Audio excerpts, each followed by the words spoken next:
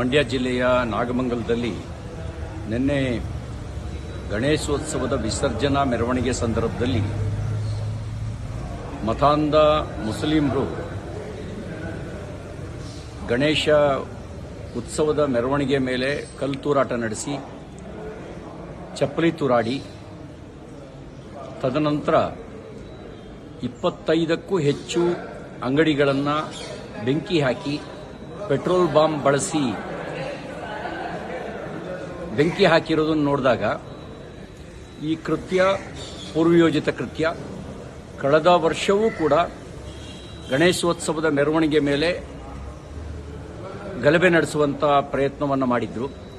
ಈ ವರ್ಷ ಪೂರ್ವ ಸಿದ್ಧತೆಯನ್ನು ಮಾಡಿಕೊಂಡು ಗಲಭೆ ನಡೆಸಿರೋದು ಸ್ಪಷ್ಟ ಆಗುತ್ತೆ. ಮಾಹಿತಿ ಇದ್ರೂ ಕೂಡ ಮುಂಜಾಗ್ರತಾ ಕ್ರಮ ಕೈಗೊಳ್ಳದೇ ಇರತಕ್ಕಂಥದ್ದು ಪೊಲೀಸ್ ಇಲಾಖೆಯ ನಿರ್ಲಕ್ಷ್ಯ. ಮತಾಂಧರಿಗೆ ನಾವು ಏನು ಮಾಡಿದ್ರೂ ನಮ್ಮ ಸರ್ಕಾರ ಇದೆ ಅಂತಕ್ಕಂಥ ಭಾವನೆ ಇರುವ ಕಾರಣಕ್ಕೋಸ್ಕರ ಅವರು ತಮ್ಮ ಮತಾಂಧತೆಯ ಕೃತ್ಯವನ್ನು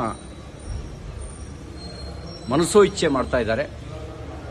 ನಾನು ಆಗ್ರಹಿಸ್ತೇನೆ, ಶಿಕ್ಷೆ ಆಗಬೇಕಾಗಿರೋದು ಗಣಪತಿ ಮೆರವಣಿಗೆಯ ಮೇಲೆ ಕಲ್ಲು ತೂರಾಟ ನಡೆಸಿದವರಿಗೆ, ಶಿಕ್ಷೆ ಆಗಬೇಕಾಗಿರೋದು ಆದಿದೈವ ಗಣೇಶನ ಅಪಮಾನ ಮಾಡಿದವರಿಗೆ, ಶಿಕ್ಷೆ ಆಗಬೇಕಾಗಿರೋದು ಪೆಟ್ರೋಲ್ ಬಾಂಬ್ ಬಳಸಿ ಗಲಭೆ ಸೃಷ್ಟಿಸುವ ಸಂಚು ನಡೆಸಿದವರಿಗೆ, ಶಿಕ್ಷೆ ಆಗಬೇಕಾಗಿರೋದು 25ಕ್ಕೂ ಅಂಗಡಿಗಳನ್ನು ಸುಟ್ಟವರಿಗೆ.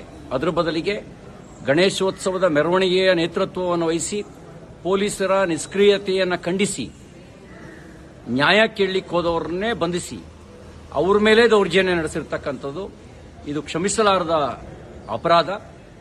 ನಾನು ಆಗ್ರಹಿಸ್ತೇನೆ, ನಿಮ್ಮ ಸರ್ಕಾರ ಮತಾಂಧತೆಗೆ ಕುಮ್ಮಕ್ಕು ಕೊಡೋದನ್ನು ನಿಲ್ಲಿಸಿ ಮತಾಂಧರನ್ನ ಮಟ್ಟ ಹಾಕಿ ಅಂತ ನಾನು ಆಗ್ರಹಿಸ್ತೇನೆ. ಮತ್ತು ಇದರ ಇಡೀ ಘಟನೆಯ ಸಮಗ್ರ ತನಿಖೆಯನ್ನು ನಡೆಸಬೇಕು ಅಂತ ಹೇಳಿ ನಾನು ಉನ್ನತ ಅಧಿಕಾರಿಗಳ ನೇತೃತ್ವದಲ್ಲಿ ಸಮಗ್ರ ತನಿಖೆ ನಡೆಸಬೇಕು.